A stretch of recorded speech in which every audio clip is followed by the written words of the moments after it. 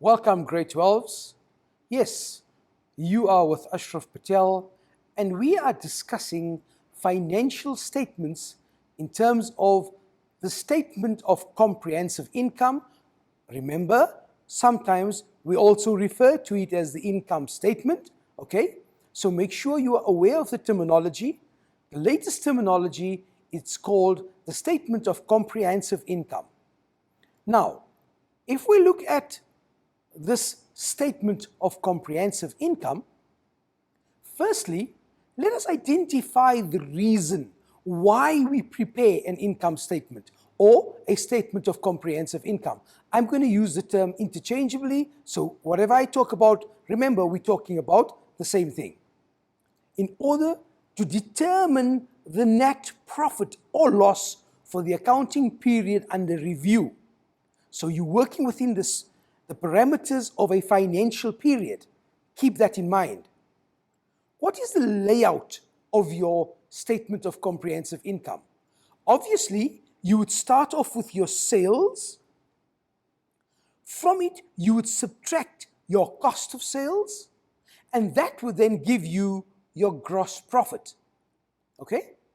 Now remember, it is important for you to know the layout of your statement of comprehensive income, because you're not sure whether the layout will be given to you in the exam or you have to complete the detail. Then, once you've determined the gross profit, now it's also possible that your gross profit may be determined by means of using a markup percentage. Keep that in mind. Very often, you find that examiners use the markup for you to determine either the sale or the cost of sale, right? So keep that at the back of your minds, that using the markup, you must be able to calculate either the sales or the cost of sales. Now, from your gross profit, you add your other income. What are we referring to here? Here we are referring to your commission income, rent income, and I'm sure you can discuss with a friend and think of other items that could be included in this section. Let me give you a minute to discuss with your friends as to what else you could have as part of other income.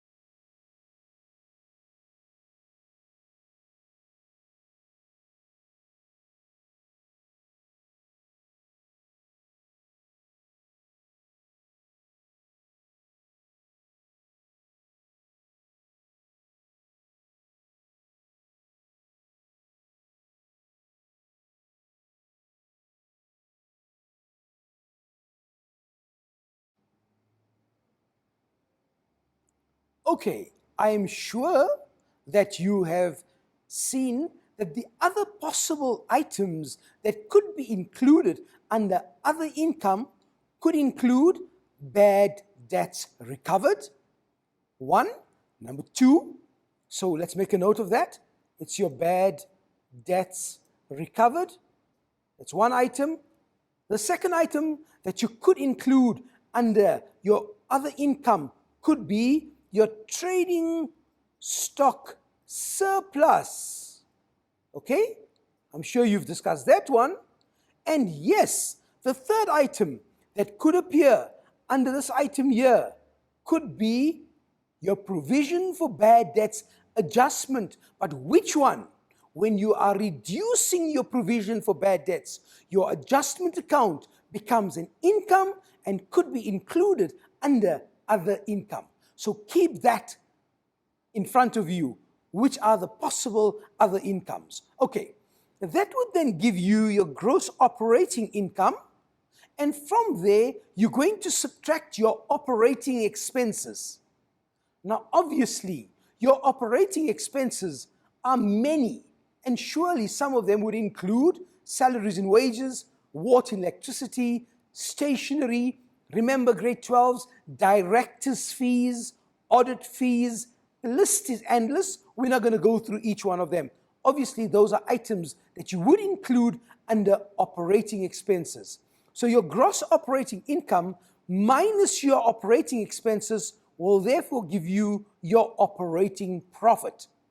Now, sometimes you are given a financial indicator like the operating profit as a percentage on turnover for you to be able to calculate your turnover. Let me repeat what I'm saying. Sometimes you are given a financial indicator like your operating profit on turnover, and you have to use that indicator to now calculate your turnover. I'm just making you aware of the possible types of questions that you could be faced with in the exams. Right? From your operating profit, you now add your interest income. Amongst your interest incomes would be interest on investments, interest on fixed deposits, interest on current bank account. Any form of interest income would be accumulated in the term interest income. Remember, you always have to show your calculations in brackets. Very, very important. But more about that when we actually do the income statement. This then gives you your profit before interest expense or financing cost. Right, now, what would you include under your interest expense? You would include interest on loan, interest on your bank overdraft, right? And the interest that was charged by your creditors. So any interest that we have paid or interest that we have accrued would be included with my interest expense. So this, having brought in your interest expense, this will give you your net profit for the year. Remember then, we bring in our taxation. Okay? And after our taxation, that will then give you your net profit. So you will have your net profit before tax, you will then have your taxation, and then your net profit after tax. Okay, coming to the net sales figure. We're using our net sales figure in order to determine our gross profit. Okay? Now, this adjustment is never ever told to you. Which one am I referring to? I'm referring to the fact that you have to subtract your debtors' allowances from your sales figure. This adjustment is not a written adjustment in other information. It's something that you as an accounting student needs to know, that immediately when I'm working with an income statement, the first thing that I do is I subtract my debtors' allowances from my sales in order to arrive at my net sales figure. Please don't forget, or let's rather say, remember to do that when you're working in an income statement. Interest income and interest expense are shown below the financial statement as separate notes. Why is that?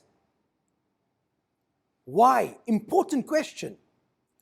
Interest is shown separate on the income statement because it deals with income that you have earned from outside sources like banks, finance houses, etc.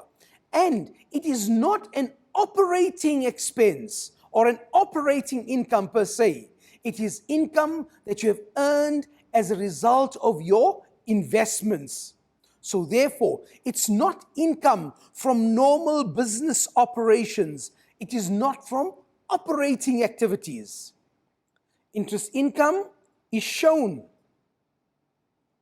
as note number 1 to your financial statements. When it comes to interest expense, it's also shown separately in your income statement because interest expense is not an operating expense such as stationery, repairs, etc. Interest expense is paid to persons or institutes who lend money to our business, and therefore it is not an operating expense but a financing expense, a very, very important item that you need to take into consideration. And interest expense will also be shown as a separate note to the financial statements. So you've got note number 1, interest income, and note number 2, your interest expense. The operating profit therefore shows you what you actually derived from the business operations. And obviously, you're going to add your interest income and you're going to subtract your loss, depending on whether the company had made a profit or a loss. Okay. Now, I want you to take 2 minutes, discuss with your peers, discuss with your friends on these adjustments that you see in front of you. Go for it.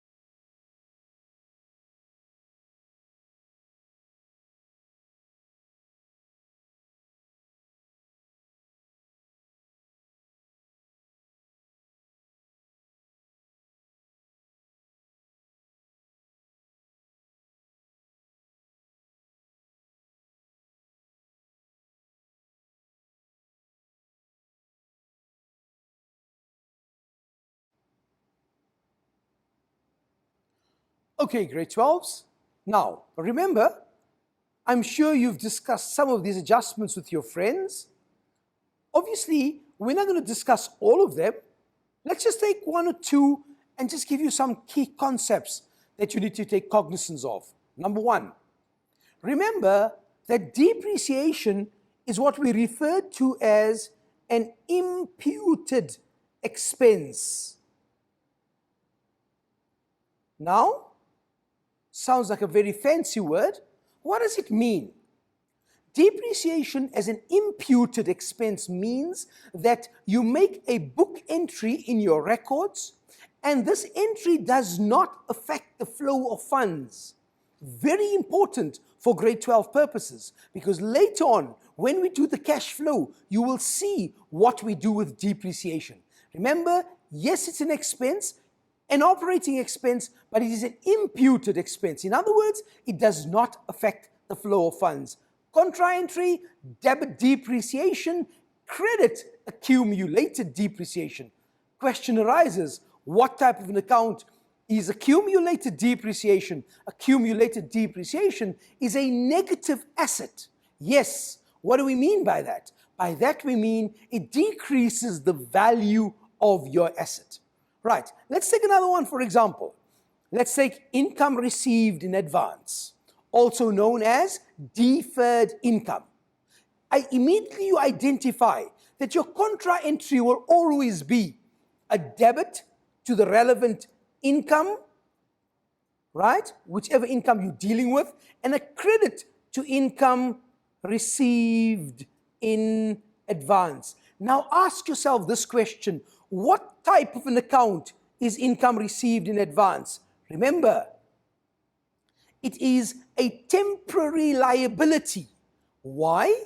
It's going to feature in my balance sheet under trade and other payables temporarily, because come the first day of the new financial year, then you're going to have to do what is called a reversal, right? Let's take another one, consumable stores on hand. Immediately identify your double entry, debit consumable stores on hand at the end of the year, credit packing materials or stationery or whatever else you are dealing with. Where does consumable stores on hand appear in my balance sheet? It appears under inventory. Reason? It's a verifiable item. If the auditors walk in and they want to check your consumable stores on hand, you direct them and say, there's the stationery cupboard, there's the packing materials. You can verify it by means of a stock take. Right? Carrying on, if we look at income tax, remember, income tax new to a company, what's the entries that we process with regards to the adjustment? Very simple, a debit to income tax. Always remember this entry, a debit to income tax, and a credit to your SARS income tax account. Now you will notice that by processing this entry, your SARS income tax account would end off with either a debit balance or a credit balance, depending on your provisional payments.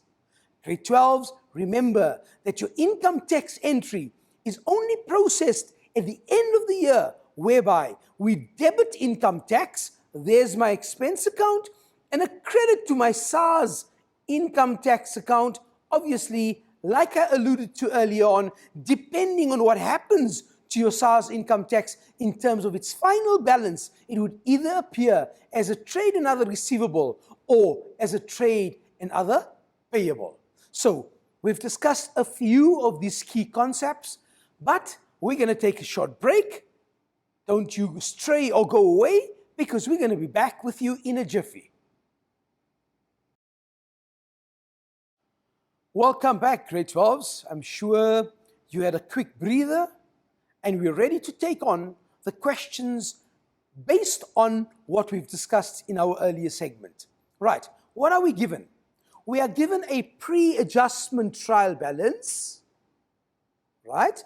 And from this pre-adjustment trial balance, we are expected to complete the statement of comprehensive income based on what? Based on the following information and adjustments. Okay, so you see where we're coming from. We're given a pre-adjustment trial balance. We are expected to take the adjustments, make the necessary adjustments on my answer sheet. Okay, so in that way, let's go back and say, right, the first thing that we need is our sales figure. And where am I going to get my sales figure from? Very simple. Go to my nominal account section, and there's my sales figure, 5,970,000. What should I do? 5,970,000. And I've put the figure in a bracket, not as a final figure, but as a bracketed figure, 5,970,000. What did I say earlier on? I'm sure you are shouting out the answer, and the answer is, yes, that's right. Subtract your debtors' allowances. Go back. Identify your debtors' allowances. Do I have debtors allowances? Certainly I have. 70,000. Immediately I say minus 70,000. Clear? Did anybody tell me I must do this adjustment? No. It is something that must happen automatic. Look for debtors allowances, subtract it from your sales, and you know then you are ready to go, you are good to go with the adjustment. Right, what is my adjustment? A debtor returned defective stock with a selling price of 15,000 Rand. A markup of 50% is used, right? The stock was then returned to the suppliers, but no entries have been made. Right, the moment you are given a markup, this is what is expected of you. Cost price, markup, selling price. My cost is 100, my markup is 50, and my selling is 150. What do I want to determine? Firstly, the selling price of the stock was 15,000 Rand. The contra entry for that one is, yes, a debit to debtors allowances and a credit to debtors control.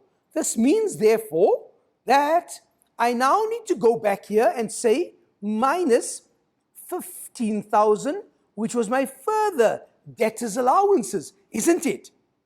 But at the same time, because there was a physical return of goods, I also have to adjust the cost of sales.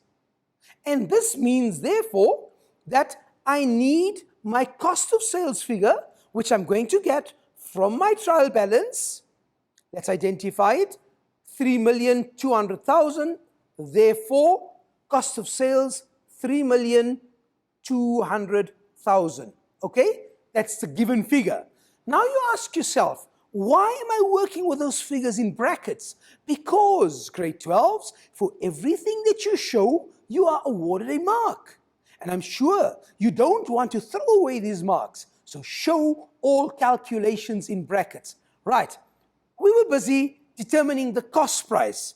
And the cost price, we know, whatever we want in our calculation must be on top. Not inside, on top. So 100 over my selling, which was 150, times my actual selling price. Aha, seems familiar, doesn't it? Yes, ASP stands for, you guessed it right, Ashraf Patel. And what was my actual selling price? My actual selling price was 15,000 Rand. Okay, let's do that one.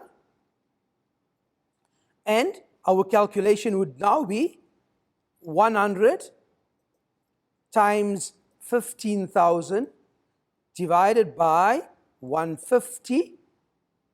Something wrong there. Divided by 150, and that is equal to 10,000 Rand. Okay, what have we determined? The 10,000 Rand tells us that we have determined our cost price. Now the cost price, we need to make an entry for it. What is the entry? Watch. In terms of my double entry, a debit to trading stock. Why? Trading stock is being returned to us, and a credit to cost of sales. So if I'm crediting my cost of sales, what does it mean? I'm decreasing my cost of sales minus 10,000 Rand. Okay.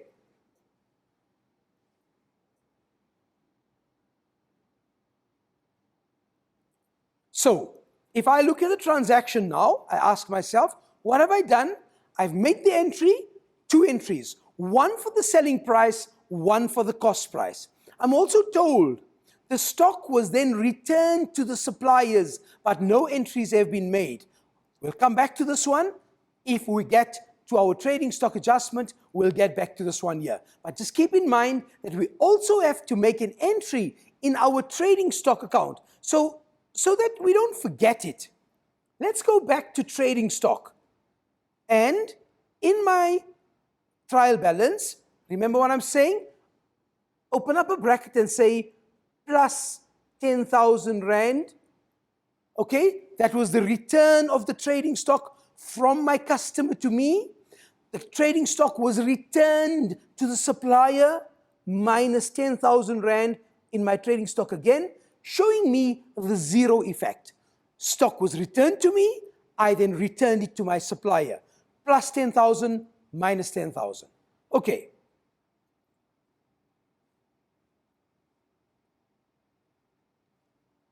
Next adjustment.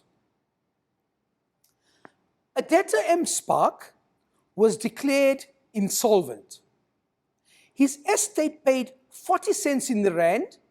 450 Rand was already received and recorded. Write the rest off as irrecoverable. I'll give you a minute to sort it out. Go for it.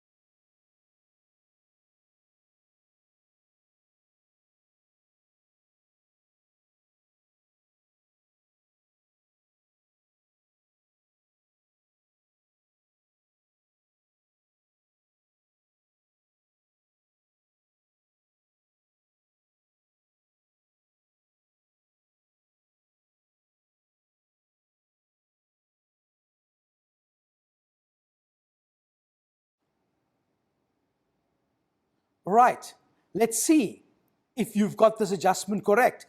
Number one, the debtor was declared insolvent. His estate paid out 40 cents in the rand. The 40 cents in the rand, 0.4, remember 40 cents, is equal to the 450 Rand which we have received already. What are we trying to determine? We are trying to determine what was the balance that we have to write off as irrecoverable. So certainly that would be 0.6. Why? Because if we received 40 cents in the rand, the 60 cents in the rand is the irrecoverable amount, the bad debt, which is equal to my unknown, right? Let's do the maths on this one here. And what we're going to say? We're going to say 450 times 0.6 divided by 0.4 is equal to 675. Okay, we've got our 675. What is the 675? The 675 grade 12s is your bad debt. It's the amount that you're not going to get back. It's the amount that you have lost. Double entry. A debit to bad debts. Reason, it's an expense to the business. And a credit to debtors control. Okay, now, if I go to my adjustments, under my bad debts, open my bracket. Step number one, identify, did I have a bad debt prior to this one here? Certainly I had 12,100. Therefore, I take my amount of bad debts, 12,100, from where? From my pre-adjustment trial balance. What do I add to it? What was my entry? My entry was a debit to my bad debts, a credit to debtors control, an amount of 675. Therefore, alongside bad debts, I say plus 675. Clear? Right. Let's go back and see what's the next adjustment. Obviously, coming back to this one here, the entry regarding debtors control, we'll come to it. You'll see we will keep this one in mind, that we have to do something to our debtors control, but let us do it now so that we don't forget it. When it comes to debtors control, remember, there's a 675 that we have to take into consideration. so we make a note of it there. I think that's a much better system, so in that way, we don't forget what we have to do. Okay, on the 28th of February 2014, 2,400 was received from J. Jones, whose account had previously been written off as irrecoverable. The amount was entered in the debtors control column of the CRJ. Right? You got a minute.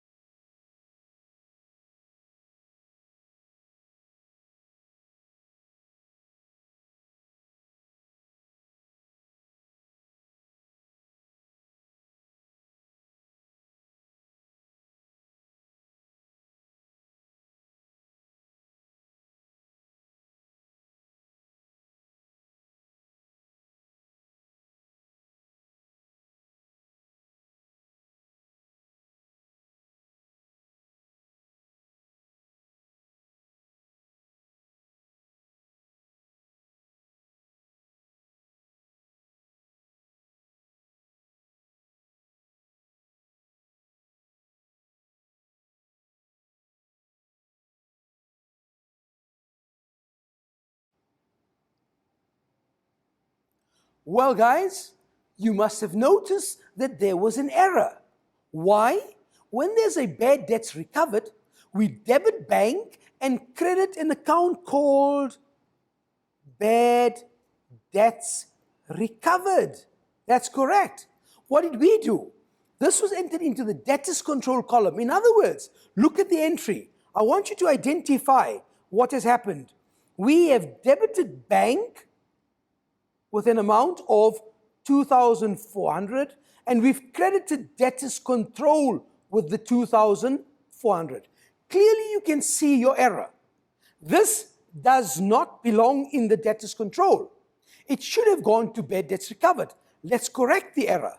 Double entry, a debit to debtors control to the amount of 2,400 to do what? To cancel that entry.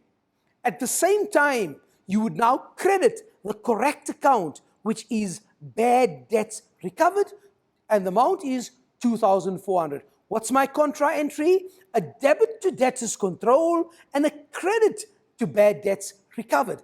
In this way, you can clearly see what you've done. You've now corrected the error that was made prior to this year.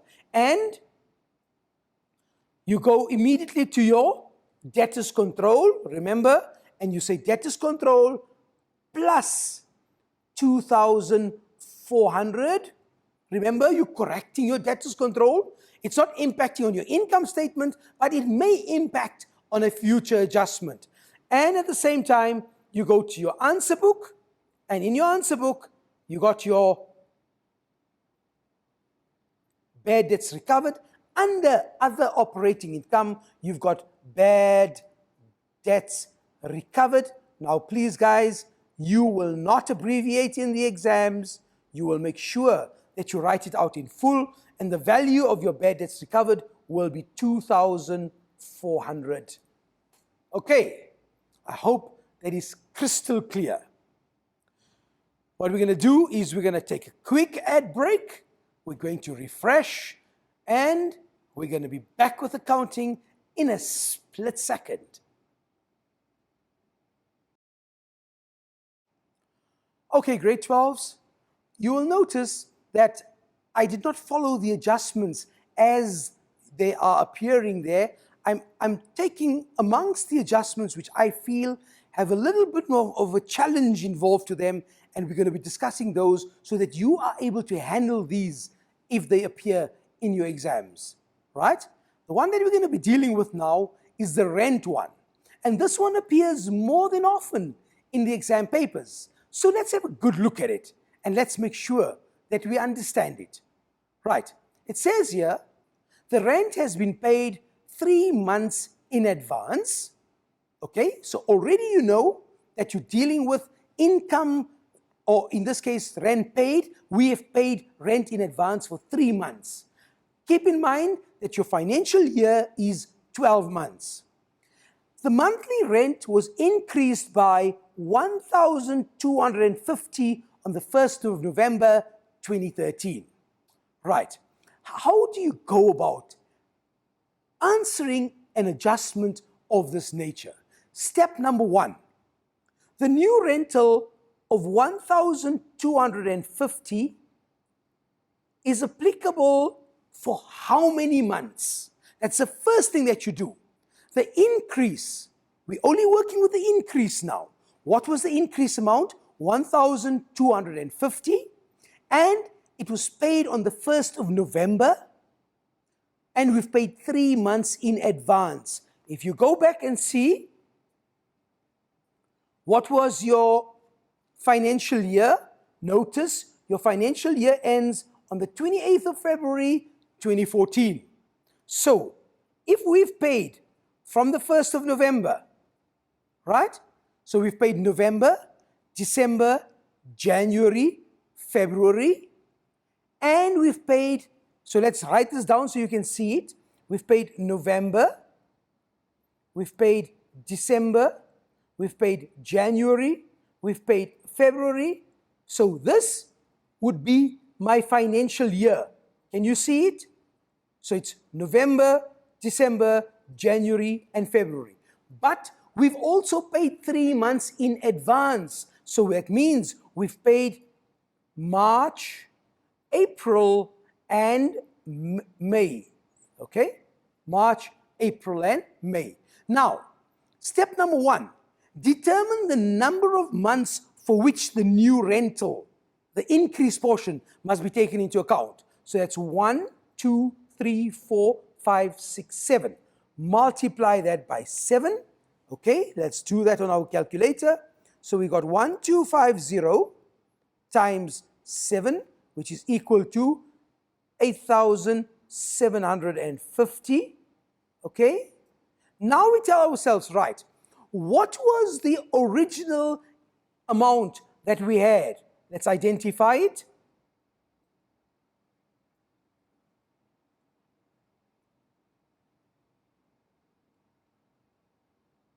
We've got it here.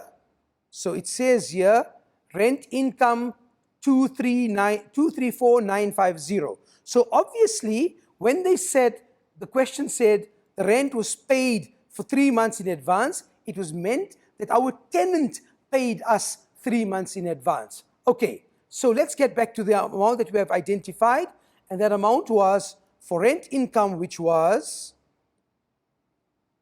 234,950. Okay. So it's 234,950. Right. Now, step number 1. Remove the increase minus 8,750. Why? You want to make sure that all the months in the spectrum are equal. At the moment, some are more than the other, so we couldn't just divide by a constant. We need to find out what was the amount before or prior to the increase. So that's for, we do this here. We say, fine, it's 234,950, 234,950 minus your increase of 8,750, and this will be equal to that. Divide this figure that we get by 15. Why 15? 12 months of the financial year plus 3 months in advance. Therefore, divide that figure by 15, and your answer is 15,080. What is the 15,080? The amount of rental prior to the increase. Okay, add back your increase of 1,250, and this will give you a figure of 16,330. Multiply that by the 3 months that we have received in advance, 48,990. Immediately you tell yourself, 48,990, what am I going to do with it? This is what I'm going to do with it. 48,990 alongside my rent income. What's my double entry? A debit to rent income minus 48,990. This was the calculation that would carry the marks. Obviously, you'd have to put in the amount for your rent income. We know where we're going to get that figure from, don't we? There's our rent income figure of 234,950. So obviously, that 234,950 would appear there, and you're going to subtract the adjustment, a debit to rent income and a credit to income received in advance. Okie dokes, let's look at the next adjustment.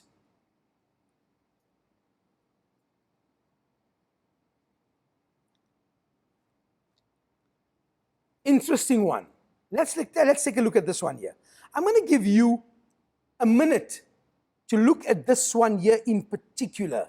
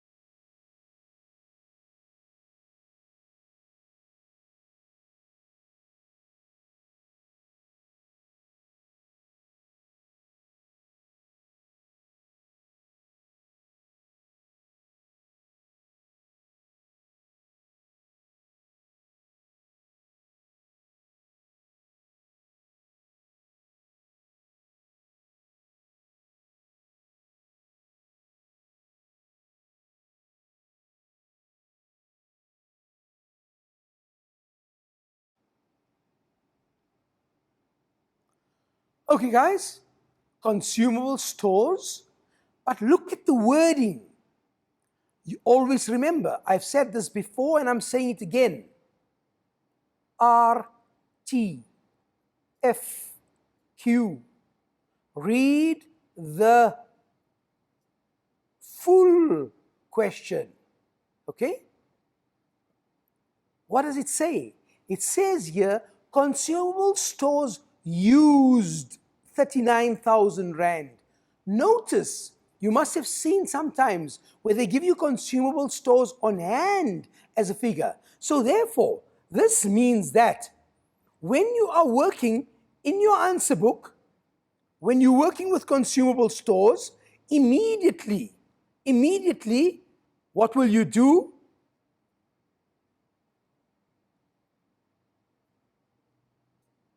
You would take the actual amount that was used, and if we look at that figure, it said there 39,000 Rand. There goes 39,000 Rand. Therefore, when you're working in your answer book, immediately you put in the figure here, consumable stores, 39,000 Rand. They are telling you the actual amount of consumable stores that had been used. Obviously, the calculation would entail putting in the balance from your trial balance and then subtracting the 39,000 to tell you what you've got left over. But in this particular case here, you are doing the statement of comprehensive income, and therefore, what you would do is look directly at the amount that has been used. Now, there's another interesting adjustment here, which I think we need to discuss, and it's this one here. Right. It says here, the depreciation in equipment is calculated at 15% per annum on the cost price. This equipment is very old and will be replaced in the near future. Now, let's look at this here. Look at your equipment. The balance is 760,000 and it has an accumulated balance of 650,000. Meaning what? If I take my 15% per annum on cost and I say, fine, let me calculate my depreciation, which is 760,000, right? 760,000 is my cost price. Remember, I use art, amount, rate, and time, times 15 over 100, times 12 over 12.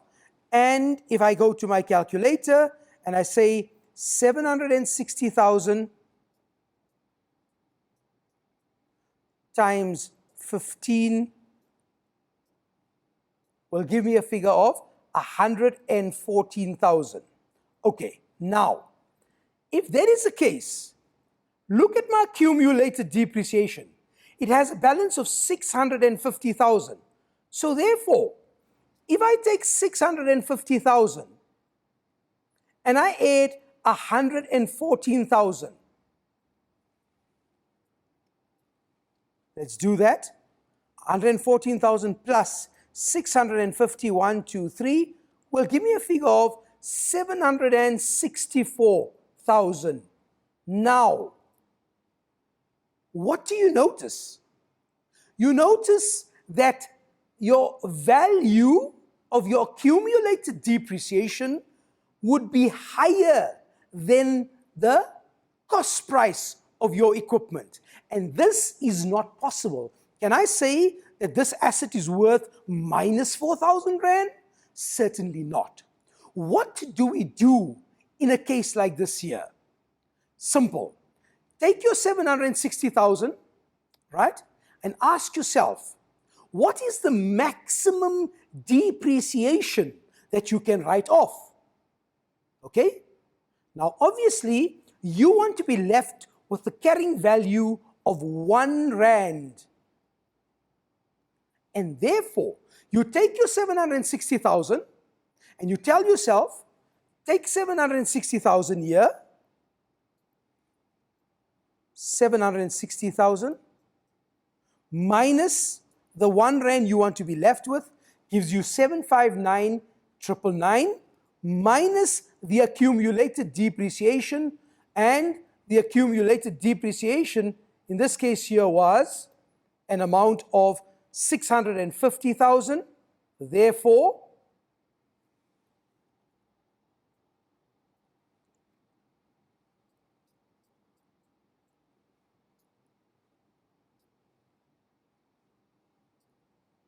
you are left with a figure of 109,999. What does this mean? This means that the maximum depreciation that you can write off is 109,999 rand.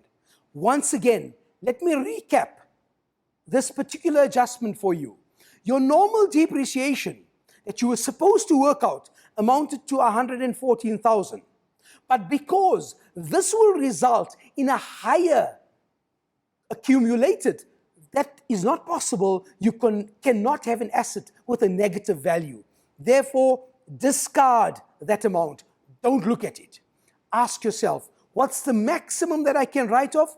If I've got 650,000 accumulated already, right? And I want to be left with a carrying value of 1 rand, then the maximum depreciation that I can write off is 109,999 rand.